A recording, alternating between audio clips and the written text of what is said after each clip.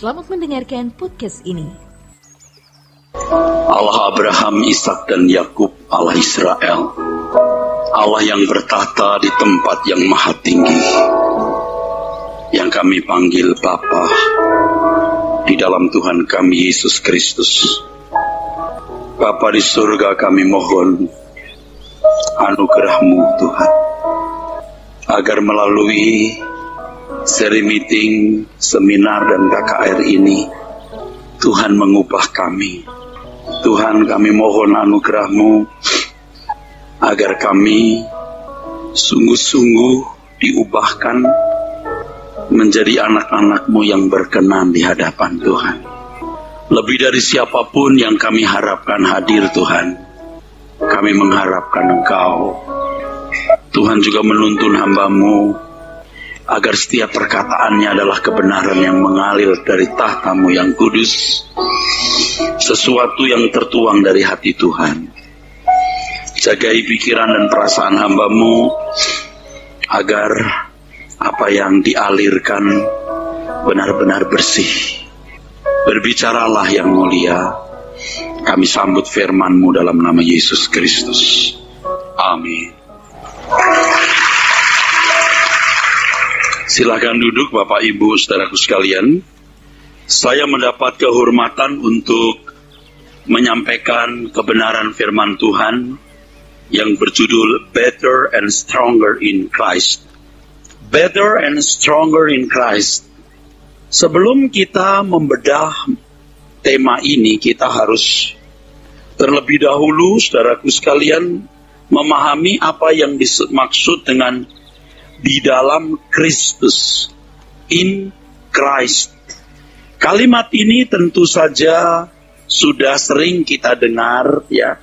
Hidup di dalam Tuhan, hidup di dalam Tuhan. Apa sebenarnya maksudnya?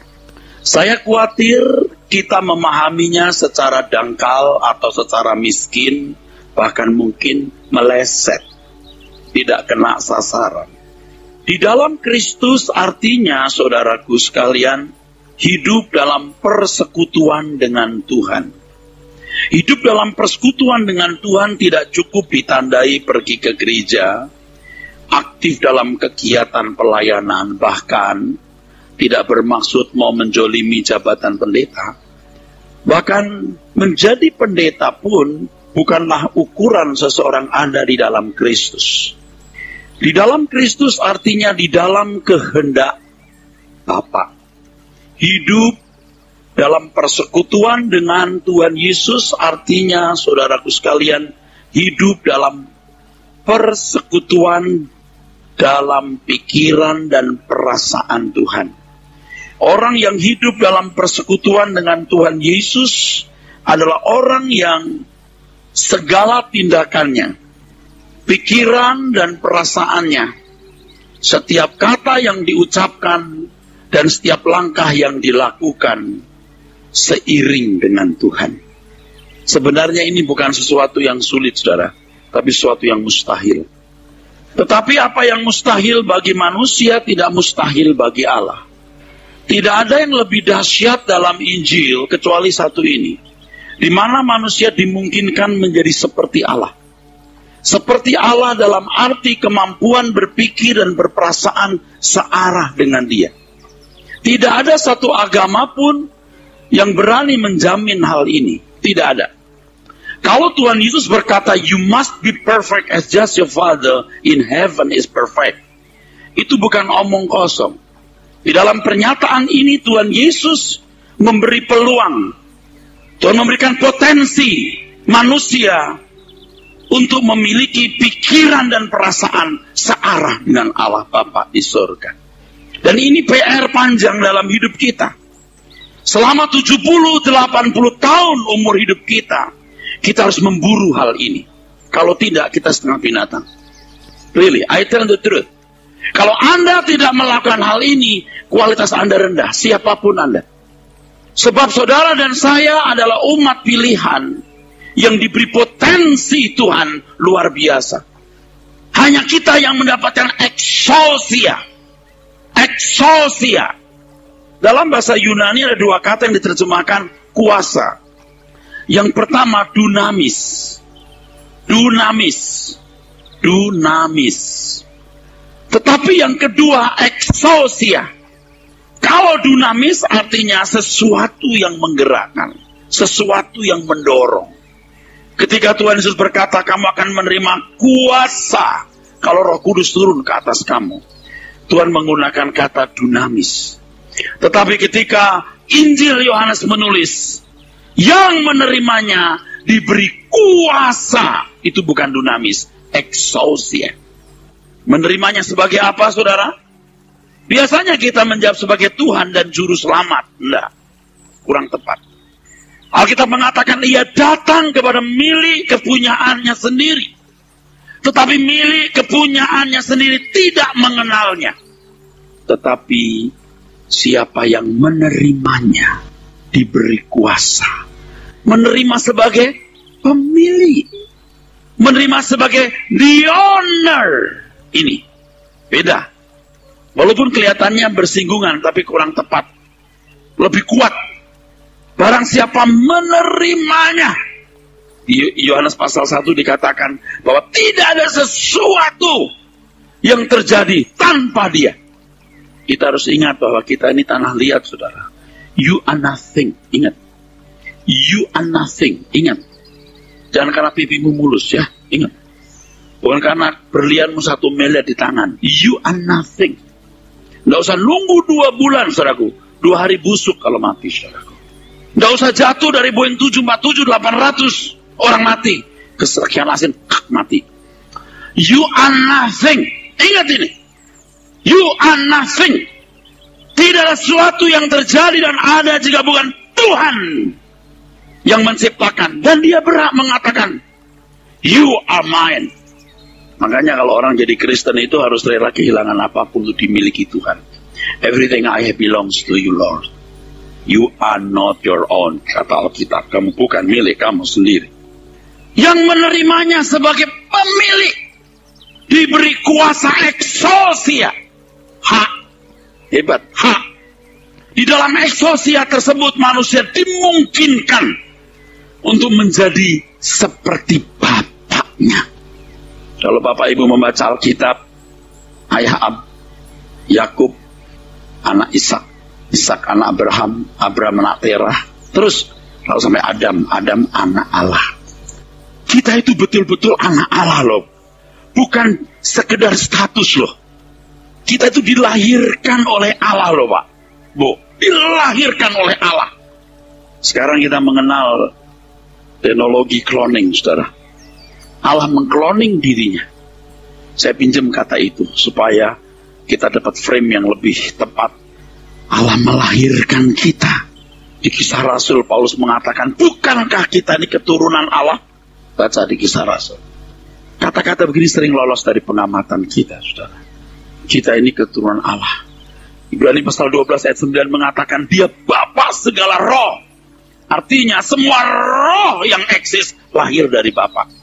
Jadi kalau kita mengatakan Father, itu betul-betul dia Bapa. Jadi tidak heran kalau sampai Allah begitu memperjuangkan keselamatan kita. Bukan tanpa alasan kalau kitab suci berkata, roh yang ditempatkan dalam diri kita diingini dengan cemburu. Diingini dengan sangat kuat. Kenapa? Sebab roh itu roh dari Allah. Sedangkan fisik kita itu just the dust of the ground, dari debu. Adam itu sebenarnya, saudaraku, makan minum itu pergantian sel setiap detik. Ribuan jutaan sel berganti setiap detik oleh konsumsi yang dia makan. Makanya makanan yang sehat itu pasti dari mineral juga. Sebab manusia tubuhnya dari mineral. Tidak disetting makan daging mesti. Jadi tubuh manusia itu terus mengalami regenerasi. Rohnya itu dari Allah. Tubuhnya dari bumi. Jadi Bapak Ibu hari ini ganteng, cantik, itu dari bumi. Dust of the ground. Roh kita yang luar biasa dari Allah. Dari Allah. Makanya yang didandani mestinya rohnya. Better and stronger. Bukan fisiknya. Lebih baik Bapak Ibu tidak pernah jadi manusia daripada menjadi manusia tidak mengerti kebenaran ini. Jangan jadi manusia. Sebab Anda jadi manusianya 70 tahun, 80 tahun. After that, everlasting, kekekalan. Apa yang kita mau perjuangkan? Kalau 70-80 tahun di dunia ini, saudaraku, apa yang kita mau perjuangkan? Kalau everything we have to live, semua yang kita harus kita tinggalkan. Pikirkan, saudaraku. Pasti Bapak Ibu sering lupa. Bahkan kita yang sibuk dalam pelayanan pun sampai lupa. Apa sih yang kita perjuangkan, saudaraku? Makanya kalau bicara soal menjadi lebih baik, lebih kuat di dalam Kristus, maksudnya apa di dalam Kristus itu? Bukan sekedar menjadi Kristen, aktif di gereja, bahkan berjabatan dalam jabatan sinode. Tetapi kita bisa memiliki langkah, baik gerak pikiran, perasaan, ucapan mulut maupun tindakan, yang sepikiran, seperasaan dengan Allah. Itulah sebabnya firman Tuhan katakan, hendaklah kamu dalam hidup bersama menaruh pikiran dan perasaan yang terdapat juga dalam Kristus Yesus. Pikiran dan perasaan, phroneo. Itu kata sebenarnya susah diterjemahkan. Bahasa Inggris menerjemahkan attitude. Dalam bahasa Indonesia diterjemahkan pikiran dan perasaan. Sebab kata phroneo itu sejajar dengan kata sunaidesis, hati nurani atau kata hati. Apa yang diserap oleh jiwa kita dalam pikiran, perasaan, dan kehendak. Apa yang mewarnai pikiran, perasaan, dan kehendak kita, itu yang akan menghasilkan warna di dalam nurani atau hati nurani atau sunaidesis. Yang menarik adalah kata sunaidesis, nurani, sunaidesis. Sun itu artinya bersama-sama. Aidesis dari kata eidu, ikut tahu. Bersama ikut tahu. Jadi apa yang memenuhi pikiran, memenuhi perasaan, memenuhi kehendak kita, itu di dalam jiwa. Yang kita serap lewat mata, ini jendelanya, telinga, ini jendelanya, itu mewarnai jiwa. Mewarnai jiwa, saudaraku. Dan Bapak Ibu perlu ketahui bahwa kalau dalam stadium yang intensitas tertentu atau stadium tertentu, itu nurani nanti akan punya warna tertentu, dan kalau sudah mewarnai nurani, hampir nggak bisa dihapus. Itu jadi kualitas abadi. Itu nilai abadi seseorang. Ini begini, saudara. Ini mata, bisa dilihat nggak ya lewat itu? Ini telinga. Kalau yang masuk ini hitam nih. Karena ya saya pinjam kata warna hitam. Tapi sebenarnya kata yang tepat sirkuit, ada sirkuitnya nih. Sirkuit orang itu beda-beda, Pak. Orang lihat, kalau ibu itu sirkuitnya beda. Ibu-ibu kalau lihat dua ibu ya, lihat perhiasan yang satu punya reaksi berbeda. Sesuai dengan sirkuitnya. Ibu lihat baju, model baju ada yang nggak suka. Karena sirkuitnya beda. Lihat duit, beda. Nah ini dia ya. Lihat dolar lebih beda lagi ya. Sirkuit ini atau warna jiwa ini jiwa di sini, ini daging, ini roh. Di sini loh. Nanti warnanya di sini, Pak. Kalau udah berwarna di sini, itu nggak bisa dirubah. Jadi jangan heran kalau bapak-bapak udah lama nggak bertobat, nggak pernah bertobat, nggak pernah bisa diperbaiki lagi, karena nuraninya terlalu keruh di sini. Kalau bapak ibu mau rendah hati seperti anak-anak paidion, usia 7-14 tahun, bertobat dan menjadi paidion, dia masih bisa berubah di sini. Kalau nggak bisa rubah. Nggak bisa rubah. Anda cuma jadi baik, tapi Anda nggak pernah jadi man of God, manusia Allah. Nggak pernah. Karena sirkuit Anda terlalu lama rusak. Syukur masih bisa diperbaiki. Nah, saya berharap bahwa anugerah Tuhan bisa membuat warna ini berubah. Tapi sudah saya katakan, tidak mudah berubah. Ini jiwa, ada pikiran, perasaan, kehendak. Ini mangkoknya. Kalau dari kecil itu mangkok diisi dengan benar, ini pasti punya warna sesuai dengan mangkok. Ini sunaidesis di sini, sunaidesis. Nanti kalau mati tubuh ini akan dikubur. Jiwa manusia pasti bertali dengan tubuh, pasti bertali dengan fisik. Anda banyak makan daging, Anda tinggi gampang marah. Ini bertalian daging ini. Maka kalau mati nanti yang sisa ini nilai abadi. Makanya kalau Anda datang ke gereja, ini yang mesti dirubah. Jangan cuma misa, kebaktian, bukan di sini. Ini yang dirubah. Kerja kerasnya di sini gereja itu. merubah manusia jadi manusia Allah. Nuraninya mesti diubah. Kalau orang dari kecil ya, dikasih tahu begini, babi haram. Babi haram. Kalau indoktrinasinya, intensitasnya lemah, itu besar masih bisa makan babi. Tapi kalau terus menerus intensifnya, berkesinambungan, jangankan daging babi, piringnya pun nggak mau dipakai. Itu jadi nurani, saudara. Kalau orang biasa nolong orang, lihat kecelakaan, dia cepat tolong. Tapi kalau biasa nyolong waktu kecelakaan, mana dompetnya? Ngerti nggak? Oke, nah kan maksud saya, saudara melihat dunia ini, pandangan mata Anda, bagaimana? Perspektifmu itu gimana? Murid-murid Tuhan Yesus, mengikut Tuhan Yesus, itu dengan perspektif dunia. Mereka melihat kerajaan surga itu kerajaan di bumi loh. Makanya Petrus melarang Tuhan Yesus ketika mau ke Yerusalem. Jangan dong, masa Yesus Tuhan mati, konyol, memble. Maka Petrus bawa pedang. Sebab dia pikir itu kerajaan dunia. Maka anak Sebedius mau menjadi menteri dalam negeri dan seknek. Betul kan? Karena asumsi mereka begitu. Begitulah pandangannya. Bahkan ketika Tuhan Yesus bangkit dari kubur, mereka masih menuntut Tuhan, bilakah Tuhan memulihkan kerajaan bagi Israel? Duniawi banget itu, Pak. Jadi mereka itu ke Tuhan Yesus meninggalkan segala sesuatu, lalu nuntut, Tuhan, kami dapat apa dong? Sebenarnya mereka ke Tuhan Yesus hanya karena mau merubah nasib. Saya bisa membuktikan lebih tegas dari ini karena waktu saya nggak cukup.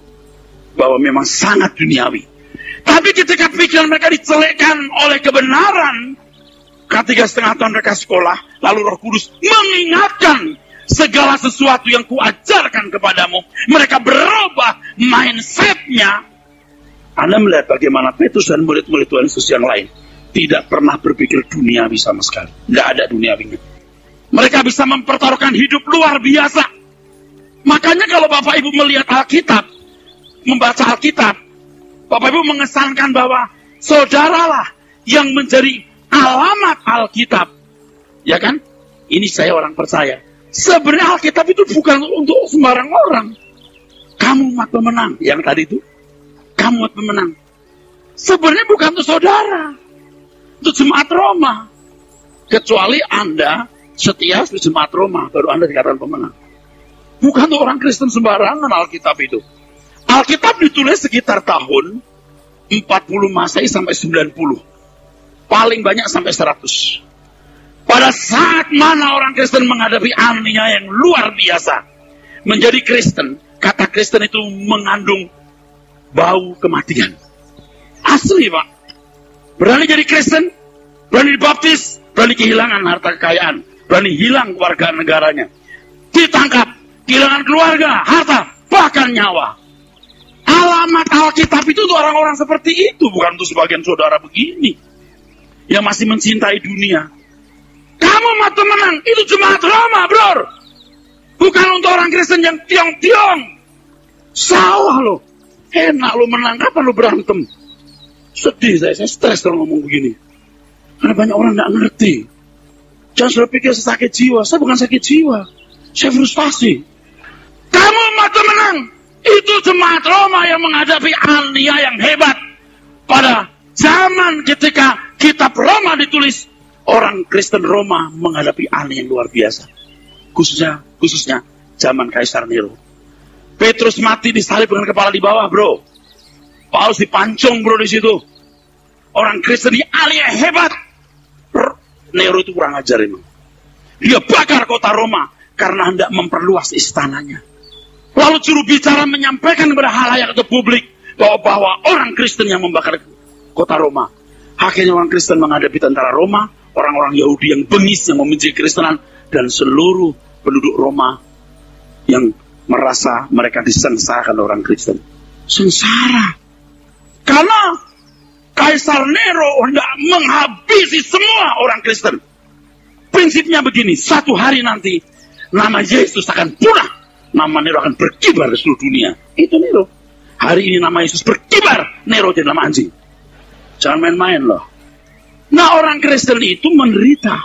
Maka Paulus dalam kitab Roma Di Roma 8 itu dikatakan begini, siapakah yang memisahkan kita dari kasih Kristus? Penindasan, aniaya, kemiskinan, kelaparan. Karena mereka menghadapi itu, bro. Bukan Anda yang tiong-tiong lalu di umat pemenang. Dibohongi loh. Saya khawatir Anda ketemu Tuhan. Tuhan bilang, wah pujen senyi. Apa loh? Bapak Ibu jangan pikir saya lagi marah. Saya bukan marah, saya frustasi tahu. Saya khawatir Anda gak selamat. Apa alasan you selamat?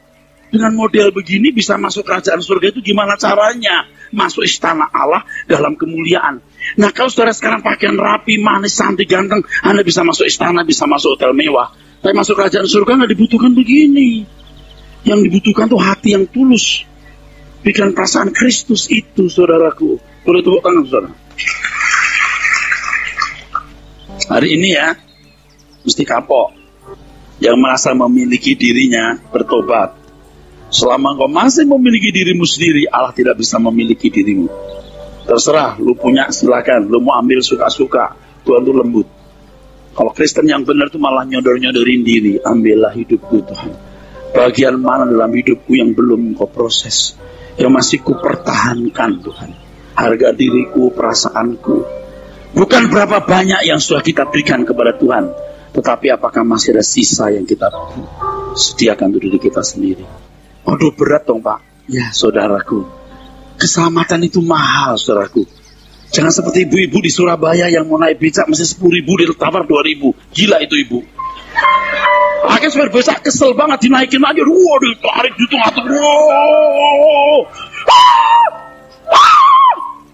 Pak, saya bisa mati nih Pak. Terus supir becaknya bilang gini, lah buong, 2.000 kok jalur selamat. 2.000 kok minta selamat toh Bu.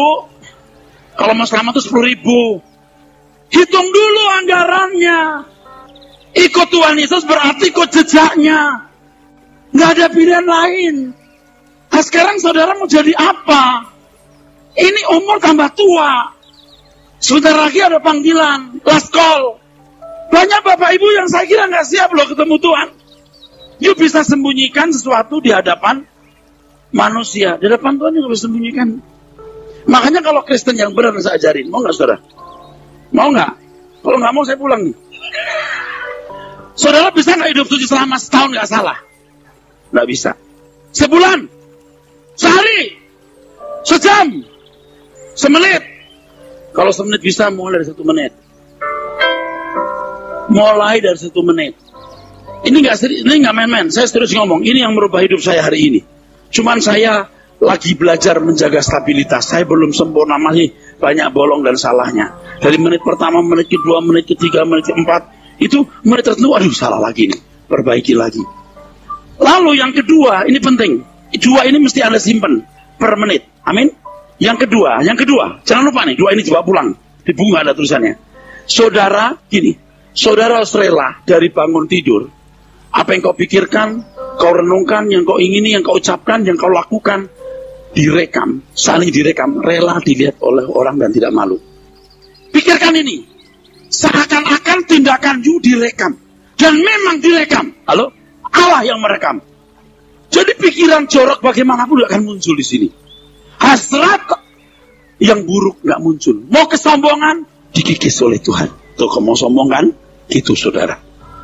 Yang pertama per menit, yang kedua pikirkan. Seandainya seluruh tindakanmu yang kau pikirkan, yang kau renungkan, direkam, bersediakah dilihat semua orang? Ini kalimat penting. You jangan main-main. Walaupun terkesan kanak-kanakan, ini penting bro. Jangan-jangan nanti begitu Anda mati lalu ada film kelakuanmu semua. Lalu ada suara gini, kelakuan macam gini, pantasnya ke surga dan neraka, terserah lu pilih. Anda bisa ngerti? Sebenarnya Tuhan mengajari saya hal ini sejak tahun 1982. Tapi saya dasar bandel keras kepala, saudara. Baru umur 53 baru sadar. Berjalan dalam terang artinya, apa yang kita ucapkan, apa yang kita pikirkan, apa yang kita renungkan, apa yang kita lakukan, bersedia dilihat orang. Kalau saya ngobrol dengan Pak Abdi tentang Pak Yosia, saya harus berkata-kata seakan-akan beliau ada di situ. Berani nggak saya ngomong ini kalau beliau ada di situ? Kalau saya ngobrol dengan Pak Teddy tentang Pak Abdi, seakan-akan beliau di situ, walaupun beliau nggak ada. Berani nggak saya ngomongin beliau tentang sesuatu? Mesti begitu. Kita nggak hebat, saudara. Yang hebat itu ketika kita sepikiran, seperasaan dengan Tuhan. Dan untuk itu, saudaraku, orang harus mengerti kehendak Allah apa yang baik, yang berkenan, dan yang sempurna. Untuk memiliki pikiran, perasaan yang searah sepikiran dengan Bapa di sorga, seseorang itu harus punya paradigma, mindset, dan cara berpikir Allah. Kalau enggak bisa. Enggak bisa. You mau cerdas, you mau doktor teologi, siapapun Anda, enggak bisa. Ingat ini. Jangan berpikir kalau doktor teologi akan lebih bisa mengerti kehendak Tuhan. Tidak. Tidak, ingat ini. Saya doktor soalnya, jadi saya ngomong ini. Kalau saya bukan doktor, dipikir saya ngelawan doktor. Saya bukan hanya doktor, bro. Saya doktor summa cum laude.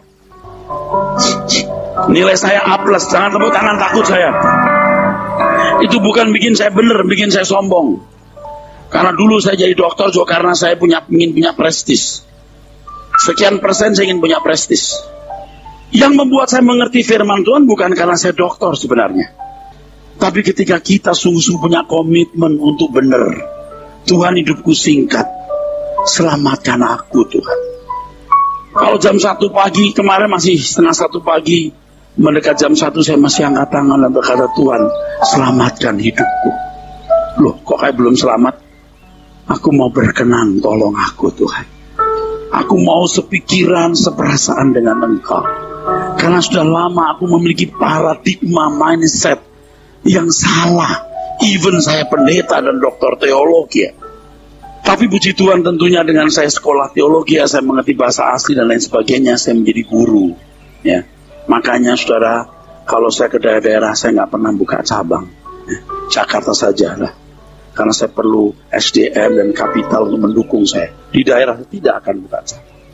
Nah, mindset Anda ini sama dengan cara berpikir. Ini dibangun, ditopang oleh understanding. Cara berpikir. Yang tadi saya bilang ibu-ibu lihat berlian lalu gimana? Reaksinya. Betul? Ini cara berpikir. Ini paradigma. Ini dibangun dari konsep. Understanding. Dan dari kecil kita sudah membangun mindset. Sebab pada umumnya, hidup ini adalah proses meniru, proses mengadopsi, dan proses beradaptasi. Kita meniru orang, kita mengambil itu diri kita, lalu kita menyesuaikan diri. Sedangkan dunia kita fasik. Dan tidak sedikit orang tua kita yang tidak mengenal kebenaran. Makanya kalau kita berkata kamu ditebus dari cara hidupmu yang sia-sia, yang kamu waris dari nenek moyang, maksudnya apa? Cara berpikirmu yang diubah. Kalau cara berpikirmu diubah, gaya hidupmu diubah. Gaya hidup yang diubah bukan hanya jadi orang baik, orang yang santun, orang yang sopan, orang yang ke gereja, orang yang bisa memuji, menyembah Allah. Bukan. Tapi orang yang memiliki gerak pikiran, perasaan sesuai dengan pikiran perasaan Allah. Punya phroneo, suneidesis ilahi. Yang tadi saya beri gambar itu saudara tahu? Rohnya ini harus digambar oleh Allah. Nah, disinilah orang baru bisa hidup dalam pemerintahan Allah. Hidup dalam pemerintahan Allah sama dengan hidup dalam kehendak Tuhan.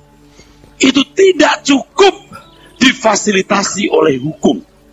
Kalau agama pada umumnya hidup dalam kehendak Allah, itu hidup melakukan hukum atau syariat. Kekristenan tidak mengenal itu, Pak. Makanya kalau Bapak Ibu membaca Injil, tidak ada itu hukum, peraturan, syariat. Kalau perempuan pakai rok 20 cm di bawah lutut, ini halal, ini haram. Kalau sembahyang harus berkiblat ke Jalan Ahmad Yani, bypass. Nggak ada. Harus angkat tangan, tepuk tangan. Nggak ada. Jadi kayak liar gitu agama Kristen itu. Kayak liar. Oh enggak. Sebab yang dibidik adalah setiap individu mengerti kehendak Allah apa yang baik, yang berkenan, dan yang sempurna. Kehendak Allah tidak cukup diwakili oleh hukum. Kalau membunuh bisa lihat, diverifikasi oleh hukum tertulis. Menghabisi nyawa orang, membunuh. Ya kan, saudara? Tapi kalau membenci, dan Tuhan berkata kalau kamu membenci berarti kamu membunuh. Berzina itu bisa diverifikasi oleh hukum. Mekanismenya diatur oleh hukum. Melakukan hubungan seks di luar nikah, oh itu berzina. Tetapi kalau kehendak Tuhan Yesus untuk umat perjanjian baru yang disempurnakan, engkau melihat lawan jenismu, engkau mengingini, engkau berzina. Bagaimana bisa menuliskan? Nggak bisa.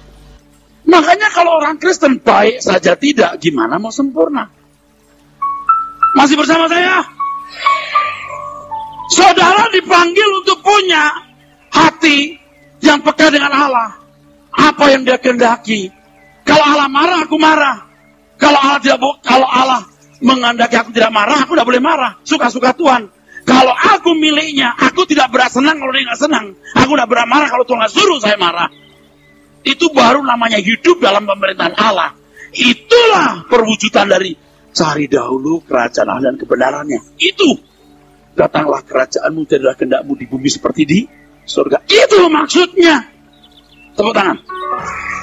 Jadi terus terang ya, banyak bapak ibu yang sekarang di ukuran Tuhan itu masih SD. Mungkin SMP, belum sarjana. Padahal yang diharapkan Tuhan kelas sarjana, kita diri sudah. Kita masih ditatih-tatih, saudaraku. Nah, saya juga takut. Udah doktor teologi ya, masih ditatih-tatih Tuhan. Wah, capek. Ngeri saya. Takut, saudaraku. Saya takut. Kalau pakai bahasa Jakarta, gue takut serem. Serius, saudaraku. Serius. Sebab standar Allah begitu tinggi. Mana bisa, Pak? Tadi saya katakan sebenarnya ini bukan suatu yang sulit, tapi mustahil. Jangan puas dengan hidup kekristenan yang Anda miliki. Kalau dalam tulisan ini, jangan menggantikan kekristenan dengan aktualisasi diri, pengembangan kepribadian, atau pendekatan-pendekatan psikologi. Iman datang dari pendengar oleh firman Kristus. Iman itu pada intinya adalah penurutan terhadap kehendak Allah. Nah, pertobatan Kristen itu, saudaraku, ketika seseorang dibaharui cara berpikirnya, understandingnya ini. Begitu dibaharui understandingnya, dia salah. Oh Tuhan, ampuni aku. Dari sini. Bukan sekedar dari suka pergi tempat pelacuran, lalu ke gereja. Dari meja judi, meja perjamuan kudus. Pertobatan ini belum pertobatan yang Tuhan kehendaki. Banyak orang dipaksa oleh keadaan jadi bertobat. Itu belum pertobatan yang benar. Pertobatan yang benar adalah perubahan mindset. Tepuk tangan. Dan kalau mindset itu dirubah, Pak, Bu, dalam tingkat tertentu baru lahir baru. Baru lahir baru. Saya kira banyak saudara yang belum lahir baru, tapi merasa lahir baru. Kalau saya ditanya, Pak, kapan lahir baru? Saya juga tidak tahu. Tapi sudah. Kok tahu, Pak? Orang kalau kiblatnya belum dipindahkan, belum lahir baru. Dulu kan pengertian kita kalau orang maju ke depan, altar call, terima Yesus. Lahir baru. Jadi, kalau sudah aku terima Engkau Yesus sebagai Tuhan dan Juru Selamat, duer lahir baru. Mistik. Iman datang dari pendengar firman Kristus. Firman Kristus, remato Kristo. Di sini saya tulis. Firman Kristus. Injil itu pusat-pusaran kebenaran. Makanya saudara, orang harus berpusat pada Injil. Jangan di perjanjian lama. Kalau Alkitab yang lama kita pelajari, hikmahnya luar biasa. Kita tidak pernah mengerti Injil tanpa membaca perjanjian lama. Tetapi standar hidup umat Israel, jasmani, tidak boleh jadi standar kita. Itu bikin rusak.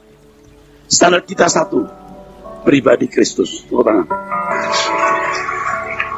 Iman datang dari oleh firman Kristus, remato Kristo. Di sini saya bedah. Dengar, dia dengar, dia dengar, dia dengar, dia dengar, dia dengar. Berapa pasal, berapa kitab, berapa khutbah. Harus khutbah yang benar loh. Ini 2000 begini baru lahir baru, saudara. Saya punya penjelasan lahir baru 13 halaman. 13 pertemuan maksud saya. 100 halaman lebih. Saya jelasin 5 menit. Wah, stres saya. Anda puas, kami lemas. Bapak Ibu harus tekun. Yang namanya mendengar firman, datang ke PA, berdoa ke gereja, itu nggak bisa digantikan. Kalau masih seneng nonton sinetron atau gara-gara jalan-jalan ke gereja, yang begini pasti belum lahir baru. Yang begitu mah belum selamat. Mungkin you masuk dunia akan datang, tapi nggak masuk keluarga Allah. You tetangga. Ini serius saya ngomong. Banyak bapak ibu yang anggap remeh. Utakmu belum dirubah. Maaf, kata utak itu kasar. Tapi memang belum dirubah, pikiranmu belum dirubah. Anda masih bangga dengan harta, masih senang maknyus dengan merek mobil, maknyus dengan rumah besar. Bukan nggak boleh. Saya juga bukan orang gagal sebenarnya. Saya juga mampu. Nggak kaya, tapi lumayan aja. Dan bukan dari uang kolektor, karena saya punya usaha. Belum lah. Kaya sih belum, Pak. Cuman saya masih mampu beli Mercy aja. Sahabat saya tahu apa saya benar ngomong ini. Tapi saya lebih baik untuk kepentingan pekerjaan Tuhan. Karena kita itu sudah biasa memberi nilai-nilai. Tahu nilai-nilai? Jadi gini, kedudukan nilainya sekian, harta sekian, kehormatan sekian, perasaan sekian. Nilai-nilai itulah yang membangun gaya hidup. Tahu? Kalau keluarga akademisi, orang-orang berpendidikan, nilai tertingginya di gelar, betul nggak? Oh, dia nggak gampang, dugem nggak gampang. Dia terus kerja di ruang kerja, di ruang belajarnya, betul nggak? Itu gaya hidupnya kan? Nah, kalau nilai tertinggi uang, gaya hidupnya beda lagi. Semua nilai itu diturunkan, itu patro paradoto. Itulah cara hidup yang kita warisi dari nenek moyang kita. Tuhan harus punya nilai yang tertinggi. Naik terus lewat kebenaran firman, pembaharan pikiran. Tuhan naik terus nilainya sampai titik didih 100. Sedangkan semua nilai dunia sampai titik buku 0. Tepuk tangan. Yes. Saya bukan orang yang sudah sempurna loh. Saya juga punya kesalahan banyak ini saudara. Ini baru mau berubah nih. Tapi saya lebih dulu dari saudara kayaknya. Saya ngajak-ngajak, ayo. Ini serius nih. Kalau you mau masuk surga, rumah Bapak, dimuliakan bersama Yesus, nilainya tinggi. Alkitab itu ditulis orang-orang yang menderita hebat. Jadi nggak gampang percaya Tuhan Yesus. Kamu yang percaya, kamu umat pemenang, kamu telah dipilih segala macam. Itu orang Kristen yang sungguh-sungguh, bukan Kristen yang setengah-setengah gitu. Pokoknya kita mesti nekat. Orang pintar, orang bodoh kalah sama satu orang nekat. Tapi orang nekat masih kalah sama orang gila. Kalau kita nekat terus-menerus jadi gila. Saya belum gila banget, tapi udah mulai. Sahabat saya Pak Yusia tahu itu. Wah, itu kayaknya liar bener deh. Tapi susah kok. Tapi nggak disalahkan juga. Gitu. Udah ngomong sendiri. Saya bilang you humble. Dimana saya diserang orang, dia masih bilang kayaknya bener ini deh. Gitu. Beliau gitu. Kalau saya diserang orang waktu itu, saya nggak masa bodoh orang mau serang atau nggak diserang. Tapi masih ada seorang pendeta yang berkata kayaknya bener yang ini gitu. Itu Gembala Sidang saudara. Tapi kalau Gembala Sidang nggak boleh ngomong sekasar saya. Biar saya kasar Pak Yusia. Pak Yusia persuasif aja sama jemaat. Saya yang kalah. Maka sering saya diundang, saya hajar kalau saya pergi. Ya, ibu-ibu yang ditinggal suami udah kuat ya. Kasih lagi nih, lu kecil, gitu ya. Nggak ada apa-apanya.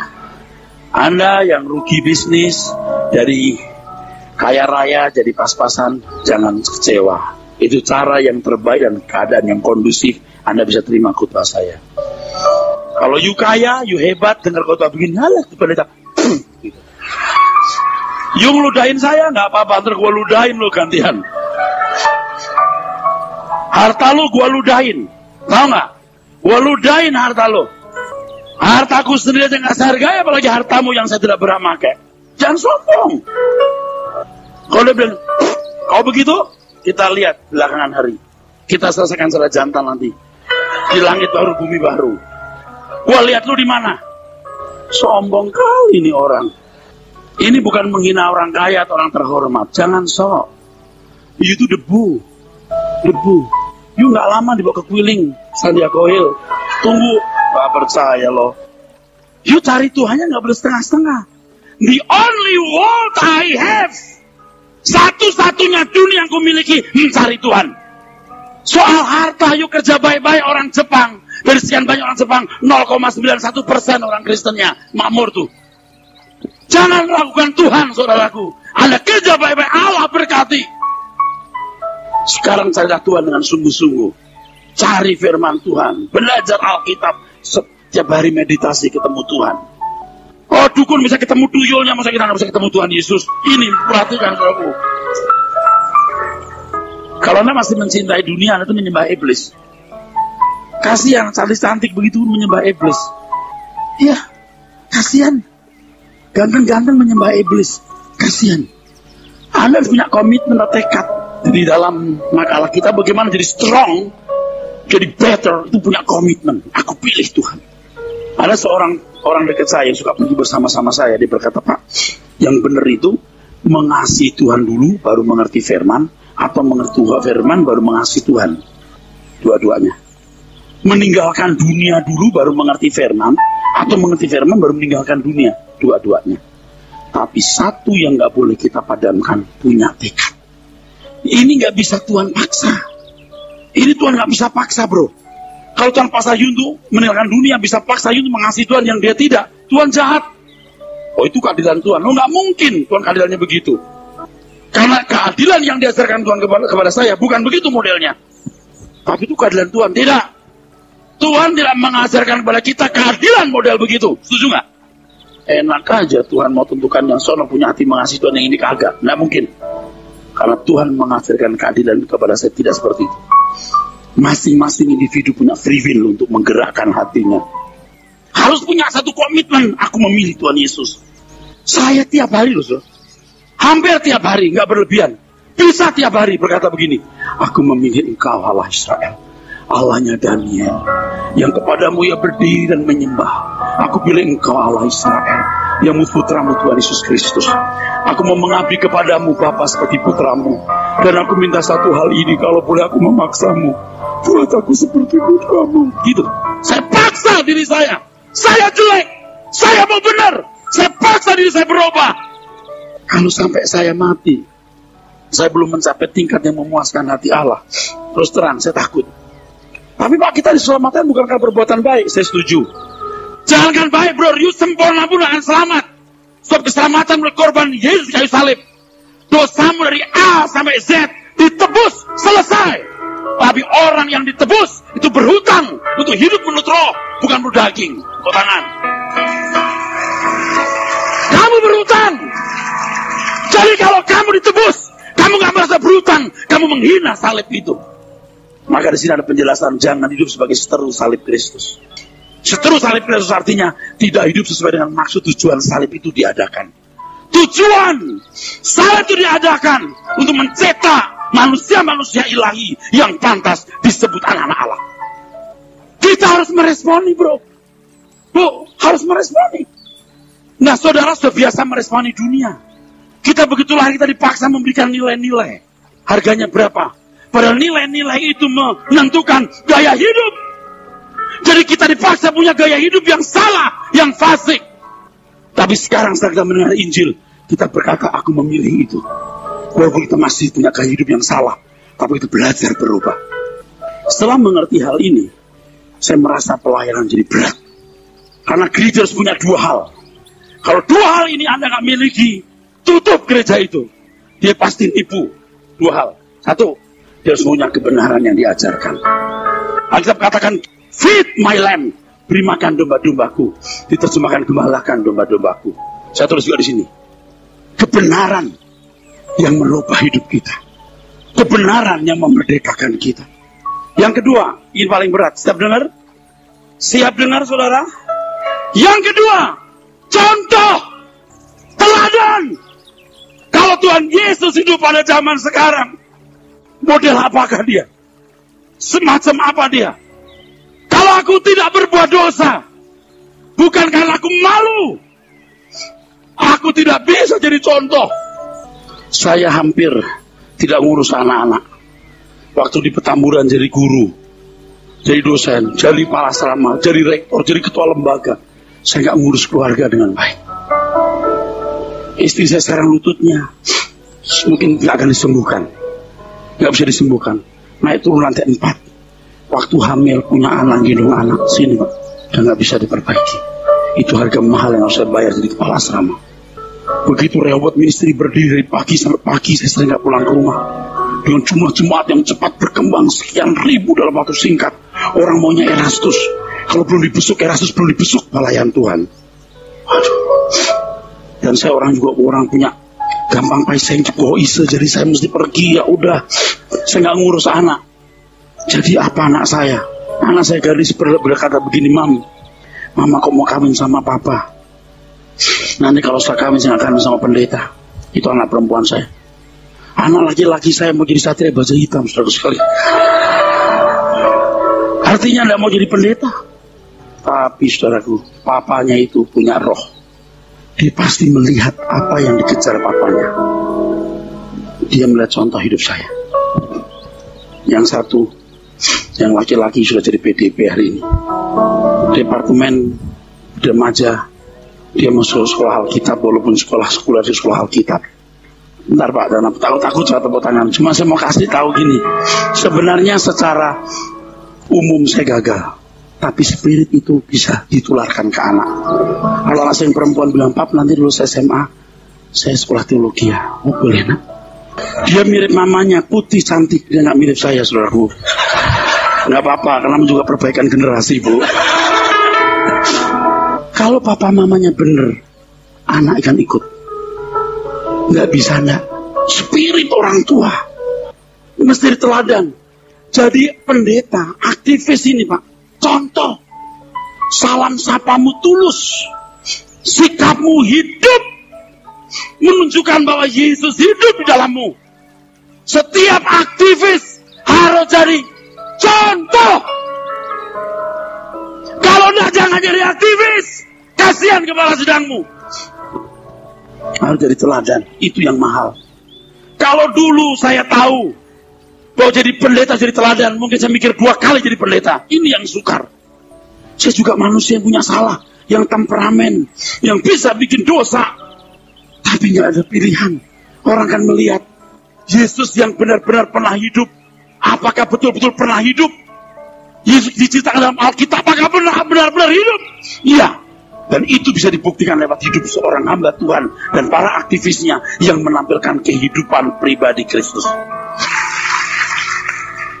Ini yang sulit, Bu.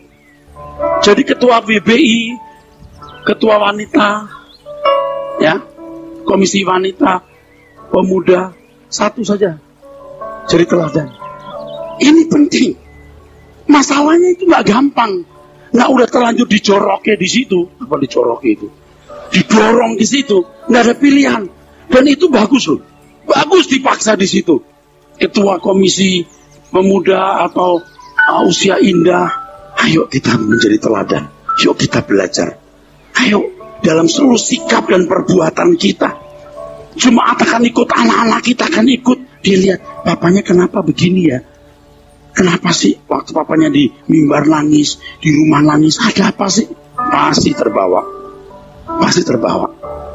Ketika anak saya mulai melayani, saya bilang, Nak, kamu jangan berpikir jadi gembala sidang mau menggantikan papa loh. Yang menggantikan papa ditunjuk Tuhan, bukan kamu. Oh papa enggak. Kamu bisa menggantikan bisnis papa dan usaha mami. Maminya punya pabrik apa? Bisa. Tapi kalau gembala itu pasti kamu gantikan. Kemungkinan sangat besar atau hampir pasti. Kalau gembala sidang biar Tuhan yang tunjuk, Nak. Karena Rehobot milik Tuhan Yesus. Begitu. Saya udah kasih tahu dia. Bapak Ibu saudara sekalian, kalau orang menyembah Allah, bermacam-macam Allah yang salah ya, Allah yang salah, itu Allah yang tidak punya tatanan. Oke? Nangkep? Amin? Nggak punya tatanan. Tatanannya paling ritual, seremonial, bawa ayam hitam lah, apalah gitu ya. Atau kalau itu agama, kelas agama, tatanannya itu di kalau bahasa Ibraninya di Guhem. Orang Yahudi punya tata cara ibadah namanya Guhem. Tapi Tuhan berkata ada saatnya orang menyembah bukan di mana-mana, tapi dalam roh dan tanpa sistem. Allah kita punya tatanan di dalam dirinya. Yang penting kau hidup dalam tatanan itu. Dan tatanan itu bukan tatanan hukum, tapi tatanan manusia batinia. Amin. Kalau Anda punya batin yang gak seiring dengan Tuhan, Anda gak bisa in Christ. Gak bisa, bro. Alkitab mengatakan, barang siapa mengaku hidup dalam dia, wajib hidup sama seperti dia hidup. Tepuk tangan. Alkitab ya bro, Alkitab ngomong begitu. Amin. Barang siapa mengaku hidup di dalam dia, wajib hidup sama seperti dia. Ada tatanan. Nanti dibaca di situ. Ini saya ringkasnya saja Pak. Ya, setuju ya? Ringkasnya nanti akan baca baru nangkep. Oh begitu tadi dia ngomong begitu nih. Nangkep. Ada tatanan Pak. Jangan digantikan dengan praise and worship. Jangan digantikan dengan menara doa. Jangan digantikan dengan liturgi. Jangan digantikan dengan misa. Jangan digantikan dengan kebaktian. Praise and worship perlu.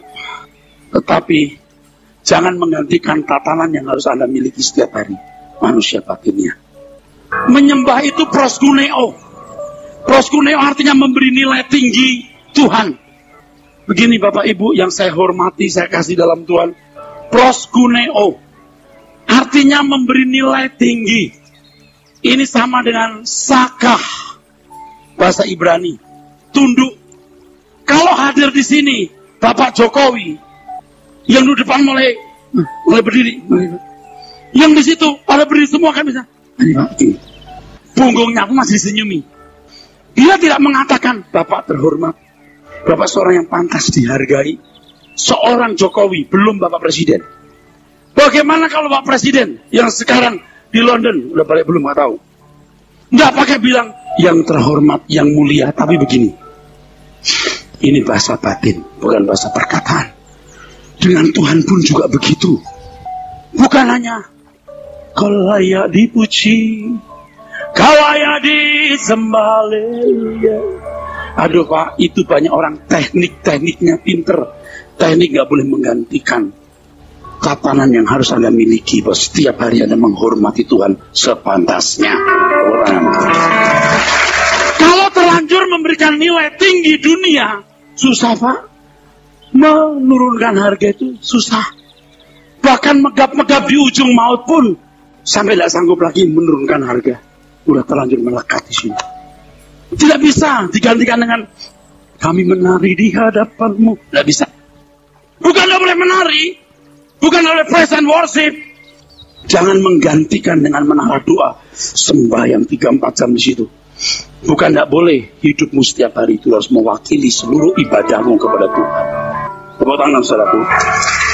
Dunia kita hari ini sudah ngawurnya minta ampun saudaraku sekalian.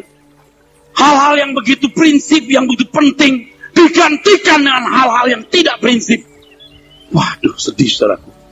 Ngawur Pak. Ngawur tenan Pak. Dan saudara nggak ngerti ini kalau nggak ada yang ngomong seperti ini. Bukan nggak boleh. Makanya WL, singer harus memancarkan satu kehidupan yang memang connect dengan Tuhan. Tahu connect? Connect. Nyambung. Waktu nyembah ini mesti nyambung, bukan alat teknik. Maaf ya, kalau orang bergaul dengan Tuhan akan cepat membaca apakah itu teknik, apakah itu esensi atau substansi. Dan kita tidak bisa nipu Tuhan, Pak. Kalau sudah mau mati aja, aku rela mati, udah saatnya, udah kepaksa lu. Udah jadi seonggok daging yang nggak berguna. Jangan usah untuk orang lain, untuk dirinya sendiri nggak bisa. Jangankan untuk orang lain, untuk dirinya sendiri juga nggak berguna. Makanya saudara, mulai sekarang kita sungguh-sungguh mempersembahkan hidup kita untuk Tuhan. Masih bersama saya saudara? Kita mau berubah saudara? Jangan begini, jangan punya paradigma berpikir begini. Ya itu mah khotbah lah boleh. Ini kebenaran. You periksa Alkitab. Ini kebenaran. Kebenaran itu bulat. Memang bisa disalahkan, tapi gak mungkin bisa dikalahkan. Bulat, utuh, tidak boleh dikompromikan. Lalu Anda membaca di halaman 5, 6, penyalipan daging, penyalipan diri. Anda makin kuat dalam Tuhan gimana caranya? Ketika keinginanmu disalibkan. Kalau keinginanmu nggak disalibkan, engkau tidak kuat dalam Tuhan, engkau kuat dalam dirimu sendiri. Setuju? Halo? Gimana caranya Pak? Nah ini nggak gampang. Cuman tadi saya sudah menyinggung, ketika paradigma kita dirubah oleh understanding yang diubah, pengertian dirubah, paradigmanya dirubah, mindsetnya dirubah, cara berpikir dirubah, Anda bernyambung dengan Tuhan. Di situ orang baru peka dengan kehendak Allah.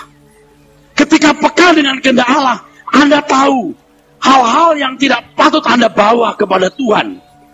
Kalau dulu sebelum kita dewasa rohani, Pak, yang namanya berdoa itu sama dengan permintaan. Jadi ada masalah, minta doa, kayak gitu. Ketika kita dewasa, kita mulai mengerti doa bukannya permintaan. Permintaan itu bagian dari doa. Doa itu dialog. Permintaan bagian dari doa. Ketika Anda dewasa, finishing, doa itu adalah usaha untuk mengerti kehendak Tuhan. Bukan kita menuntut Tuhan. Tuhan yang kita biarkan menuntut kita. Jadi dalam berdoa kita bukan membawa permintaan. Kita membuka diri untuk dituntut dan dimintai apapun yang Tuhan kehendaki. Tepuk tangan. Anda mengerti maksud saya? Lah kita nggak lama kok hidup, Pak. Kita nggak lama kok hidup. Puaskan hati Tuhan. Puaskan hatinya. Apa yang Tuhan kehendaki untuk kau lakukan? Sebenarnya Pak, yang namanya melayani Tuhan itu sebenarnya begini, mengerti kehendak Tuhan dan melakukan. Bukan khotbah, bukan itu yang pertama. Anda bisa mengerti pikiran perasaan Tuhan dan melakukan apa yang Dia kehendaki. Melayani Tuhan pada prinsipnya melayani perasaan Tuhan. Tepuk tangan.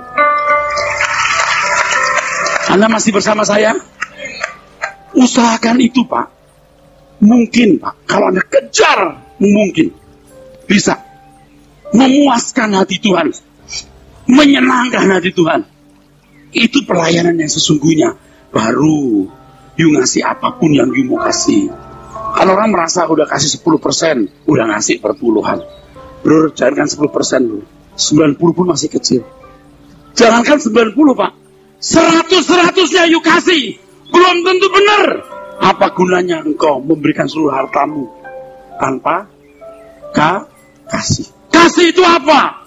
Kasih itu pribadi Allah. Allah kasih adanya. Semua tindakan kita di luar skenario Allah. Semua tindakan kita di luar komando Tuhan. Semua tindakan kita yang tidak sesuai pikiran perasaan Allah. Bukan kasih. Jangankan 10%, Pak. 100-100-nya. Walaupun engkau memberikan dirimu dan seluruh hartamu tanpa kasih sia-sia. Jadi kuncinya di pikiran. Searah dengan Tuhan enggak? Perasaan searah dengan Tuhan enggak? Dan bagaimana kita bisa mengarahkan pikiran perasaan kita kepada Tuhan? Jangan punya keinginan jikalau Tuhan tidak menghendaki kita punya keinginan itu. Tepuk tangan. Saya berkata ini bukan sebagai orang yang sudah sempurna, saudaraku sekalian. Saya juga berjuang mati-matian. Berjuang tanpa henti untuk itu. Terus ngerti Tuhan apa yang harus kulakukan. Kan banyak lagu-lagu yang mengatakan mengenal pribadimu. Itu nggak mistik, Pak. Paradigmanya dirubah dulu baru mengenal. Understandingnya dirubah baru mengenal. Mata adalah pelita tubuh. Kalau matamu terang, teranglah suruh. Kalau matamu gelap, gelaplah suruh. Mata itu adalah understanding yang membangun paradigma. Jadi kerja keras. Mestinya seminar seperti ini nggak setahun sekali kali Pak Yus ya. Ya, Anda punya 2 minggu cuti, 3 hari dipakai buat begini. Dari pagi sampai siang udah understandingnya. Bukan meledakkan emosi sesaat, bukan. Emosi sangat situasional, tetapi pengertian itu akan menjadi permanen. Anda bisa ngerti itu? Kita nggak lama hidup, Bu. Amin. Berapa umurnya, Bu? Oh, lebih tua saya, Bu. Kalau Bapak 65, Bapak duluan nanti. Udah Bapak kan, Pak? On paper jadi Bapak duluan, on paper loh. Ibarat orang naik pesawat, Bapak udah pegang boarding pass loh. Ibu rela kan? Apa? Rela apa? Kok gini-gini tadi bingung ya, Bu? Rela nggak rela, Bu? Udah waktunya kita mesti con. Oke? Ini realistis, amin. Saya mengajak Anda berpikir realistis. Kalau Anda mau punya keinginan, nggak pernah puas, Pak. Nggak pernah puas. Dunia akan menggiring kita dengan berbagai kesenangan. Ngerombak kolam renang lah, kitchen set lah, landscaping lah. Nggak pernah berhenti, Pak. Punya mobil, peleknya lah, apanya, nggak pernah berhenti. Bukan nggak boleh. Jangan habis di situ, bro. Anda mesti belajar understanding di rumah seperti ini. Saya ini udah ngebut minta ampun nih. Mestinya kan dicuci, dikupas satu persatu, baru terbuka pikiran. Dan saya percaya gereja ini mampu untuk itu. Gembala saya mengerti hal-hal begini dan bisa mengajar saudara.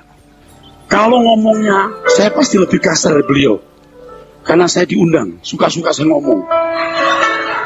Beliau nggak boleh kasar-kasar gitu, nanti bisa, iyalah, gembala kan gini-gini. Kalau saya kan ngantemin gitu, setelah bonyok biar beliau yang merawat. Anda akan menjadi lebih kuat dan lebih baik ketika Anda menjadikan Tuhan pelabuhan. Dan Anda tidak kemana-mana. Ibarat kapal, buang sau, buang jangkar, nggak bergerak, nggak berlayar lagi. Ini the last place. Nah, banyak kapal ke pelabuhan Tuhan Yesus mau dapat bekal untuk berlayar ke pelabuhan lain. Jalan-jalan, ini kurang ajar. Anda bisa ngerti maksud saya? Tuhan, Kau pelabuhanku. Aku berhenti di sini. Engkau kesenanganku, Tuhan. Bisa begitu. Jangan duniawi lagi. Apapun keadaanku, aku bahagia, aku cukup. Aku puas dengan apa yang kumiliki. Dan sekarang aku mau bertumbuh di dalam Engkau. Tuhan akan mengajar saudara. Sampai jumpa. Amin.